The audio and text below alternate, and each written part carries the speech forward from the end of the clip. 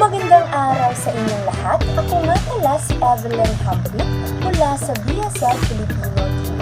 At ngayon, ibabahagi ko sa inyo ang ginawa kong spoken poetry na may temang mga hamon ng kabataan sa makabagong panahon. Ito ay pinamagatan kong Tahimik na Henerasyon. Tahimik na henerasyon. Alam mo bang nakakapagod maging kabataan sa panahon ito? Yung tipong pagmulat pa lang ng mata mo, parang may laban ka ng haharapin. Hindi pa nagsisimula ang araw, pero ang isip mo, pagod na.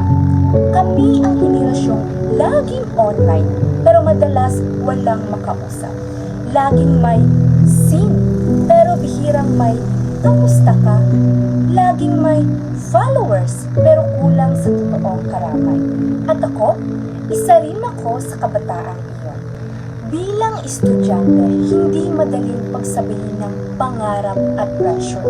May mga gabing umiiyak na lang ako ng tahimik dahil pakiramdam ko, kulang pa rin ng lahat ng ginagawa ko. Kapag mababa ang score, pakiramdam ko, bumababa rin ng halaga ko. Kapag nagkamali ako, parang bawal na akong bumangon.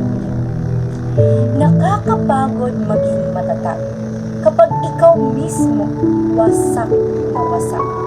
Sa social media, ang daming magaganda. Magagandang mukha, magagandang buhay, magagandang achievements. Kaya minsan, mapapatanong ka na lang, ako, kailan kaya ako magiging sapat? Unti-unting ikinukumpara ang sarili hanggang sa mawala na ang tunay nating pagkatao. Parang kandilang unti-unting nauubos habang pilit nagbibigay liwanag sa iba. At alam mo kung ano ang mas masakit? Yung kahit pagod ka na, hindi ka pwedeng huminto. Dahil may pamilya kang umaasa. May pangarap kang ayaw mong bitawan. At may sarili kang pilit mong inilalaban. Kahit ilang beses nang gustong sumuko. Minsan, ang kabataan ngayon ay parang halamang tumutubo sa gitna ng bagyo. Pilit na nabubuhay kahit paulit-ulit hinihipan ng problema. Problema sa pera, problema sa pag-aaral, problema sa sarili. At kung minsan, problema sa mental at emosyonal na kalagayan na hindi natin kayang ikwento kahit kanino. Ngunit sa kabila ng lahat ng iyon, patuloy pa rin tayong bumabangon.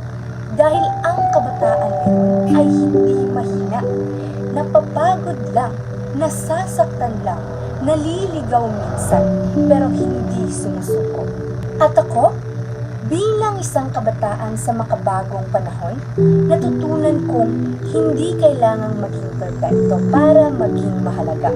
Na okay lang umiyak, okay lang mapagod, okay lang huminto sa gabi. Dahil ang tunay na laban sa buhay ay hindi paramihan ng medalya, hindi pataasan ng grades, at hindi paramihan ng like sa social media. Kundi kung paano mo pinipiling bumangon kahit pagod ka na.